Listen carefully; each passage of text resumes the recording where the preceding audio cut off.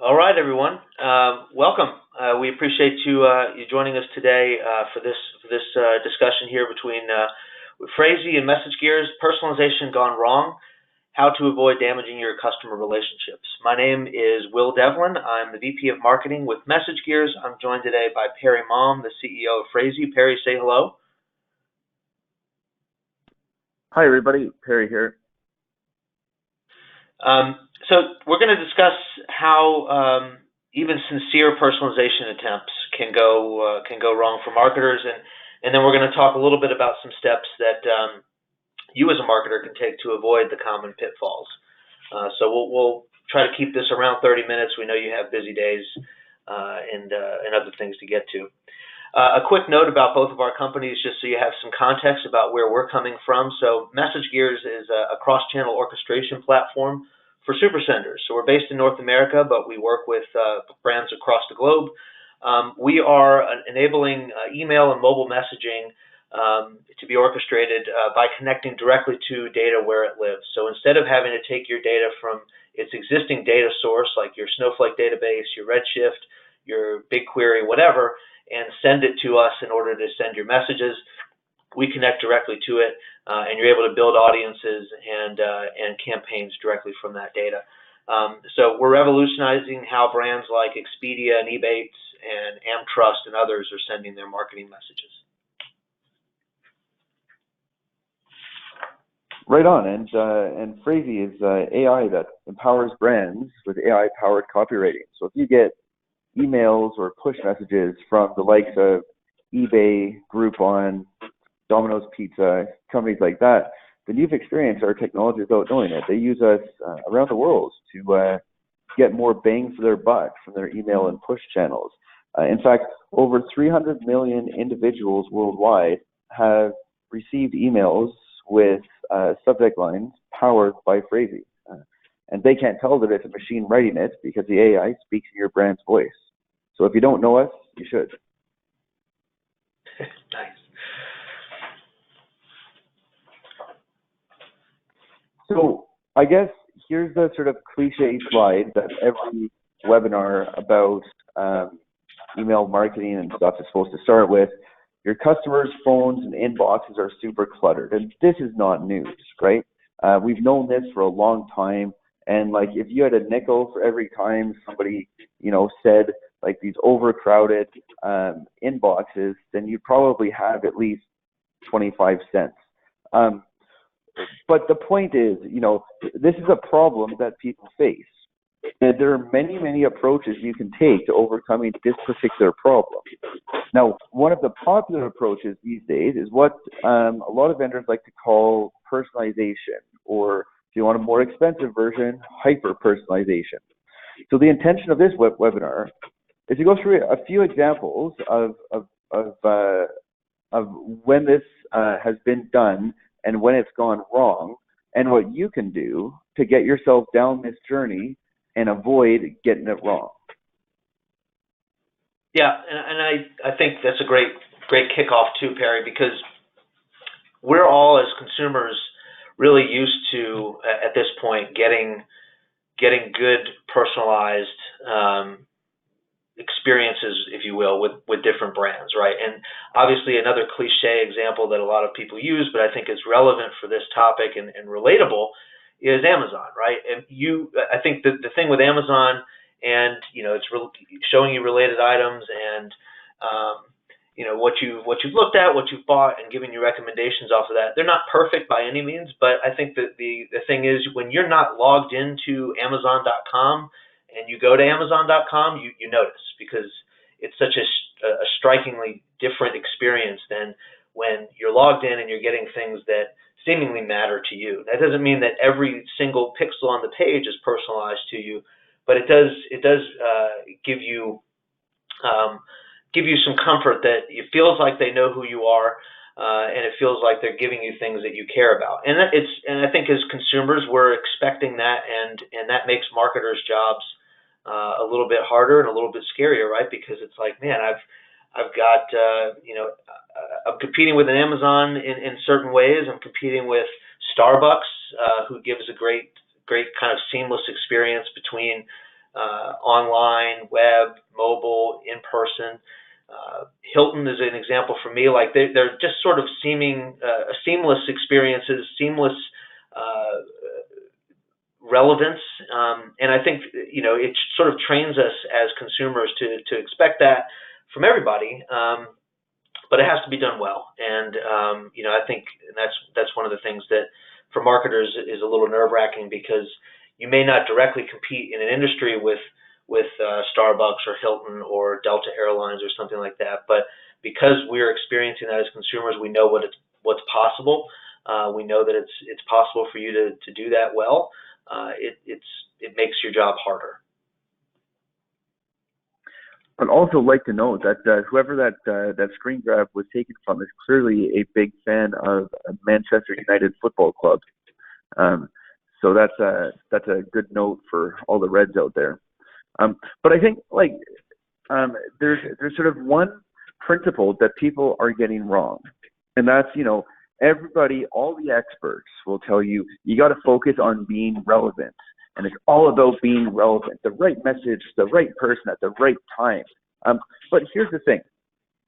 Individuals have very unpredictable contexts. So let's say, after work tonight, you go to the bar, you knock back 12 pints of lager, and then you wake up in a haze with a half-eaten Domino's next to you, and you don't know where you are. You're going to respond to messaging very differently than if you go and do some yoga, have a good night's sleep, wake up at 6 o'clock, have some muesli, and start with your day. So the marketer cannot predict what's going to be relevant to every person with their individual context.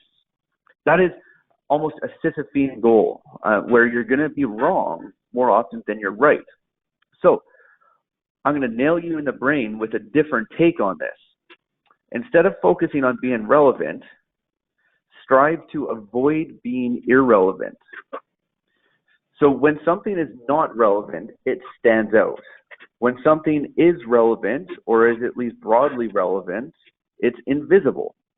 So the key here, knowing that you cannot control the individual circumstances of the customers who you have on your databases, instead of trying to be relevant to every single person at every moment with every message, just focus on not being irrelevant. And that's actually an achievable goal, which requires much less effort, whereas the upside is pretty much equal. So less cost, same upside, better margin, everybody's happy.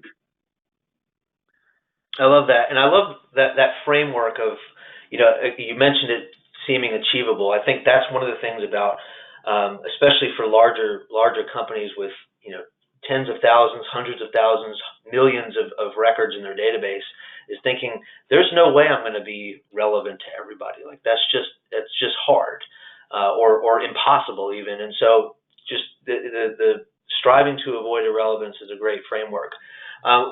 Speaking of that and thinking through, we have some examples here of where, again, well-intentioned personalization efforts kind of went off the rails, right? And whether that's limitations with the technology they're using, or they just didn't think all the way through it, it's clearly just, these are examples where we're doing some personalization, we're trying to be relevant, we're trying to force that relevance, but we didn't, we're getting it wrong in some ways. And I will say before we dive in, we have some brands that we're calling out, but we're not calling them out to say, look, you guys are bad at what you do, or let's all point and laugh. Everybody's been there. Every marketer, every email marketer has done something that has pressed send on a campaign or scheduled something that's messed up. So, the brands, if you happen to be on this or watching this, don't worry, we're not calling you out. This is just very relatable examples. The first one here is an example from here at MessageGears with StubHub. So we have a employee here that is a huge baseball fanatic, and one of the things that he and his wife enjoy doing is traveling around the United States and visiting all the different ballparks throughout the U.S. And so they live here where MessageGears is based in Atlanta, but they fly around the country and probably go to maybe 10 or a dozen different baseball parks every year. And so our employee here buys his tickets through StubHub, and what has started to happen to him is that he started getting push notifications from StubHub where they're saying, hey, you bought St. Louis Cardinals tickets in St. Louis 6 months ago, and we've got some great deals on Cardinals tickets. Or you bought Seattle Mariners tickets 3 months ago because you're in Seattle, and now we have a great deal on that. So what ends up happening is he's getting inundated with all of these push notifications for ballparks that he visited, but he doesn't live anywhere close to. He's not going to last minute hop on a plane and fly to Seattle or St. Louis or Phoenix to watch a ball game. And it started getting to the point where he actually unsubscribed from the push notifications from StubHub because it was just all the relevance was gone. And I think what was striking to me about this example, and we talked about it internally, was that you could clearly see the strategy from StubHub, right? You could clearly see that they were trying to force that relevance and say, look, target anybody that's bought tickets in St. Louis or Seattle or Phoenix, and send them this push notification because there's a likelihood that they're going to buy again. But again, they didn't factor in some of those things that you can't predict or that you didn't know, like, hey, that person doesn't live there. They were just visiting. And so I think that's an example of really well-intentioned personalization and relevance that kind of went amiss, and they ended up losing a push subscriber because of that. Fun fact, underrated ballpark, Oakland Alameda Coliseum. It's pretty old school, but you can get deep fried crickets there. So add that one to your list. So here's a example from Asia, quite recent, I believe in Singapore, where Grabcard sent out a perfectly personalized message to a database of 120,000 people. In it, they held the person's name and their account number, giving them some sort of an offer or a discount, I think. Unfortunately, somebody messed up the tables which were sent out, and people were sent other people's personal information. This is bad, and this company wound up getting fined for it. Now, the fine levied wasn't huge because in those particular jurisdictions, there's not huge penalties that you can get. But imagine if this happened in Europe with GDPR, or in California with the new legislation that is just being brought in over there, where if you make a mess up like this and it affects a European consumer, then your company can be fined something like 4% of your global revenue or some bizarre number like that. So in a strive to be, perfectly personalized, it also opens up the risk you face to just getting it wrong, like some sort of a human error. You upload the wrong table, you cross-reference the wrong database, whatever, and suddenly it's going to cost you real money. Now, if you had instead focused on avoiding irrelevance instead of focusing upon being perfectly relevant, then you would have never faced this penalty in the first place. Now, that's one sort of scary example. Let me give you a second example, which is a bit more of a brand reputation thing. So there's a brand in Canada. There's a brand in Canada called Motherhood Maternity, who sell maternity stuff, early baby stuff, that kind of stuff. And they onboarded a bunch of vendors to help them create a personalized journey. And according to the data, according to the vendor's advice, it was absolutely perfect. So for each stage of the pregnancy, a woman would receive a message with all sorts of inspirational messages, and then ultimately stuff which they could buy, and then they would be retargeted with this information and stuff. Now, what the company never thought, or what their vendors never advised them on, is a high proportion of pregnancies end in miscarriages. And yet they were still targeting women who had miscarried with the same messaging. Now, obviously, that's a bad thing. And they were doing exactly what the vendor said, exactly what, according to this idea of being relevant to all people at the right times. They were doing exactly what they were supposed to do, but it really didn't work. And this got written up on the CBC, Canada's national broadcaster, and created a huge reputational hit for this company. Now, in both of those previous examples, in the stories that went public, none of the vendors were mentioned. Nobody talked about the retargeting platform that they were using, the ESP they were using, the CRM system. Nobody talked about that. All they talked about was the brands themselves. So you got to bear this in mind, that regardless of if a mess up happens, if you're getting bad strategic advice from consultants and vendors, it's your brand that's going to be vicariously liable for any negative consequences of what you do. So by trying to do all this stuff to use as much data as you can at every point to be perfectly relevant at every moment, the moment that it messes up, the blood's going to be on your hands and not the vendors. And that's something that you actually really need to think about. Yeah, it's a great point, because that's customers that are doing business with you don't care about what's under the hood or behind the scenes. It's I'm getting communicated to by your brand, and when you mess that up, or even if it's tech that messes it up, that doesn't matter to the end user. It's invisible to them. One final example of where things can go awry. This was a pretty popular one from maybe 2 years ago in Houston, Texas. There was catastrophic flooding from a hurricane. This was in 2017, I believe, and it hit Houston hard. The hurricane just went right on top of Houston and sat there and just dumped a bunch of rain. So a ton of flooding happened, and one of the regular sort of Airbnb nurture emails that was going around was that you could find an Airbnb that was a houseboat, and it happened to just be so ill-timed in that it went out to everybody, including those that were in the Houston area. So if you're in Houston and you're affected by catastrophic flooding, you may have lost some of your belongings or your entire house or whatever, and then you get this email from Airbnb with Floating World, how to spend a day or an entire trip without touching dry land. It's a little insensitive. It clearly wasn't meant to be that way from Airbnb. It was not. There was no ill intent. It was a nurture program, I believe they explained when it got some media coverage.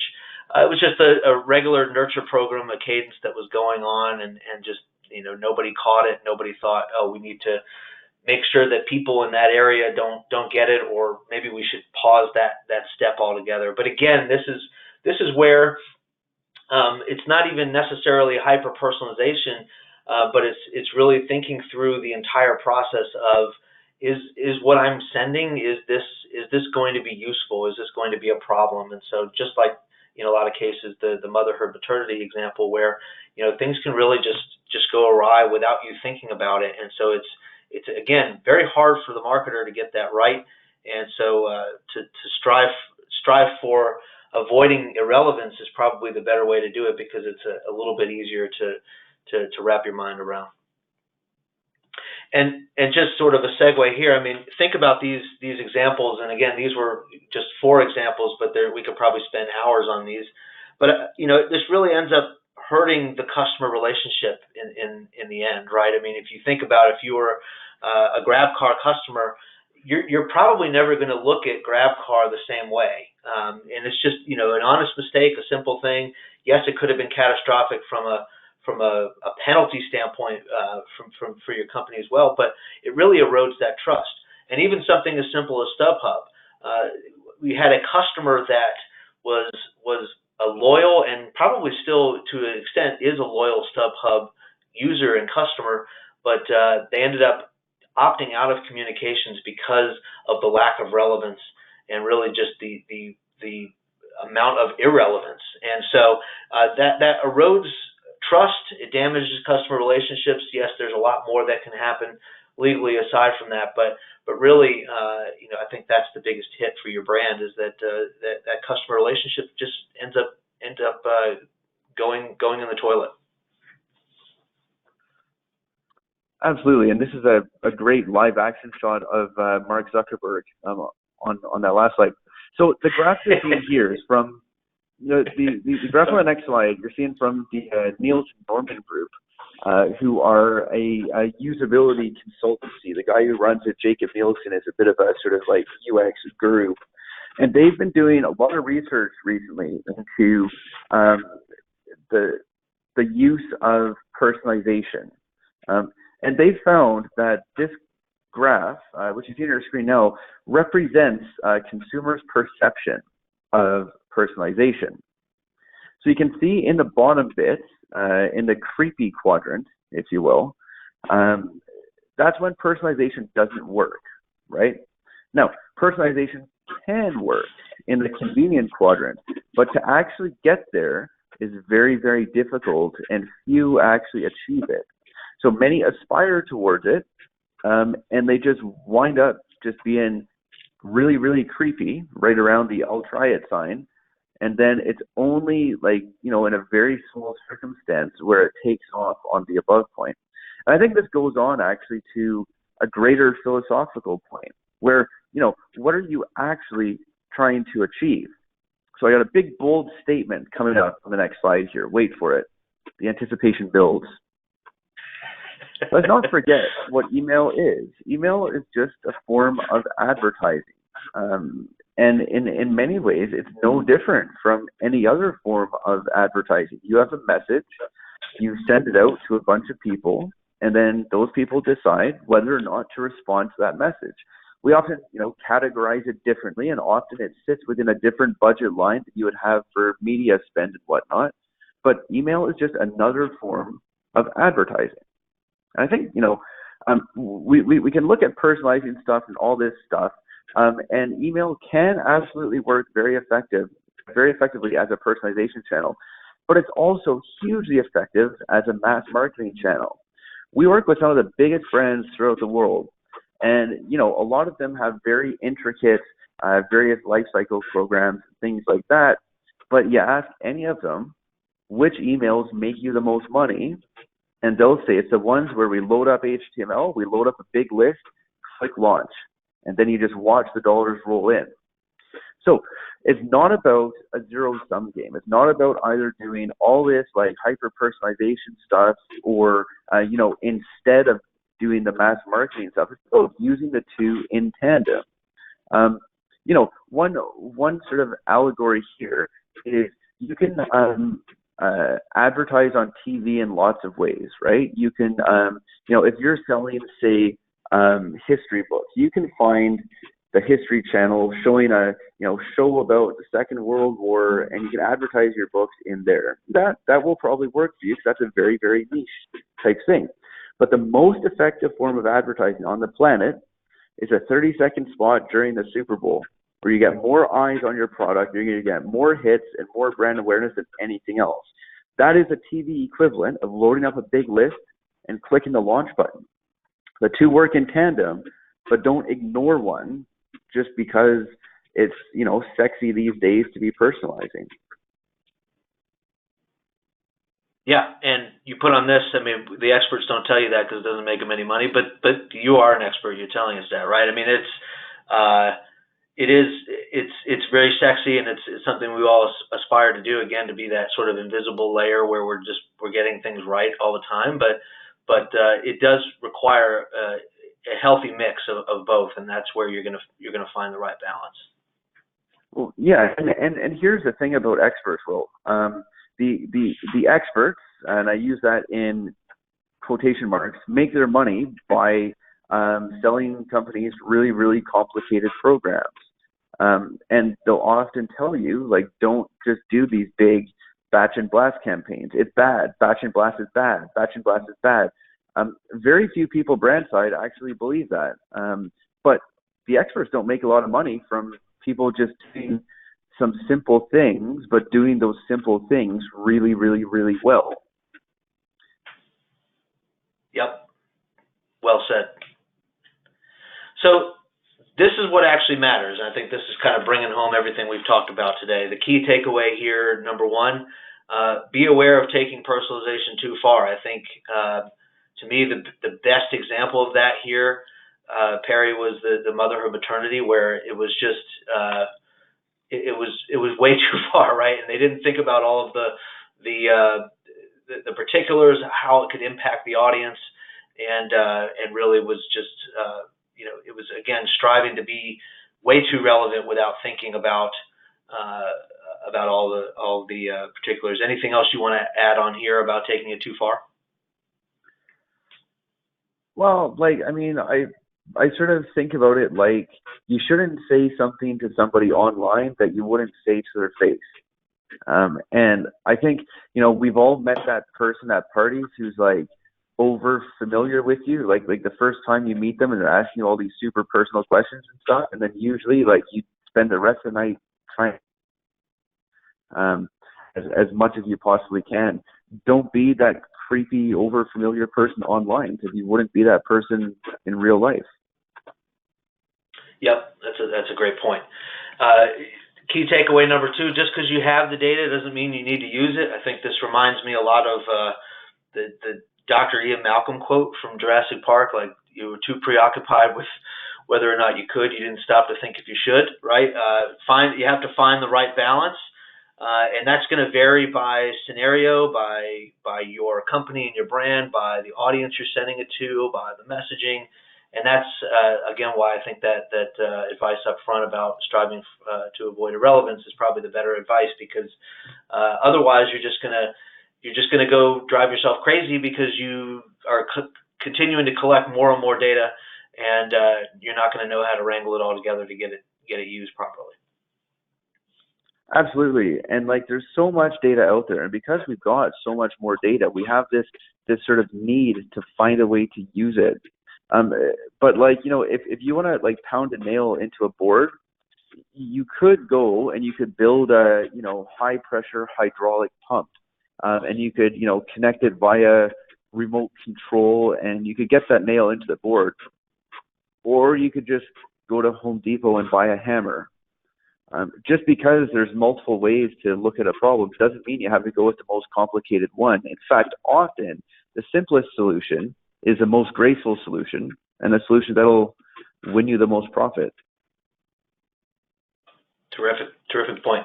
And finally, key takeaway number 3, and I think, to me, if you take nothing else away from this, is strive to avoid irrelevance, and finding that it seems like it gives you an achievable goal as a marketer, and something that actually feels doable, and versus I have to conquer the world and get everything right down to every last detail, and really at scale get that one-to-one personalization 100% right. For sure. And here's something that I've never heard from a CRM team in any company. We've got too many people and we don't have enough work to fill our time. I mean, it's always stretched, and it tends to be a department that suffers from chronic levels of underinvestment over the years. So focus on what's achievable within your constraints, and also, I mean, there's a diminishing return from personalizing more and more and more. You get the biggest return from the first little step which you take, and then every step after that will be less and less and less. So once you find out when that marginal utility curve starts to flatten out, go down even, that's when you got to, just say, okay, we've done our work here. Let's move on to the next thing to optimize. Great point. Great advice. We just have just a minute or two for a couple of questions. We've seen a few come in, but we again are trying to be sensitive on people's time here. Parry, this would be a good one. We had the chart that you showed about measuring creepiness and convenience, or striving to do creepiness and convenience. And the question here is, how would you measure that? What are ways that you can measure whether you're being creepy or whether you're actually being convenient for folks?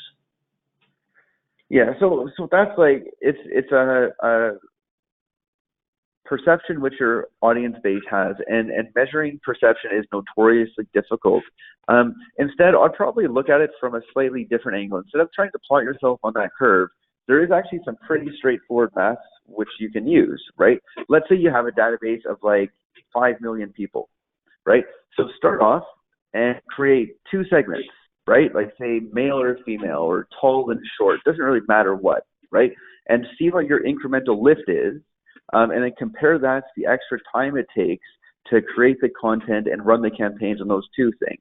And then maybe create a 3rd segment, then a 4th segment, then a 5th segment. And when you find that that cost benefit starts to go down, that's when you're probably getting to the point of being annoying or not running a sort of profitable segmentation or personalization scheme. Awesome. And then another question here, and I can start with this one here. What would the right steps be if you did end up making a mistake? And I think it's probably harking back to some of the ones that some of the examples of things that went wrong earlier on. I mean, one of the things I think I've done it personally when I was on the brand side and we sent something that was an offer that was completely wrong to to everybody on our list of 10 million plus folks, is just being honest.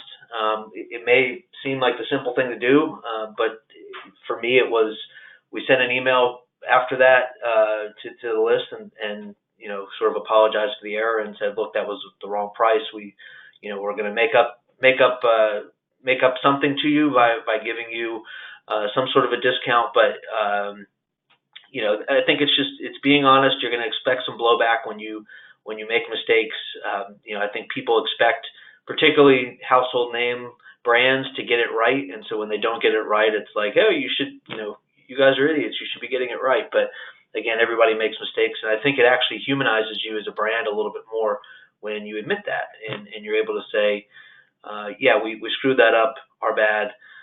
No big deal. You can't overuse that. It starts to wear thin. I think there's a whole cottage industry of people that will tell you to send the oops email, but yeah, I think really it's just being honest and authentic and saying, yeah, we screwed it up.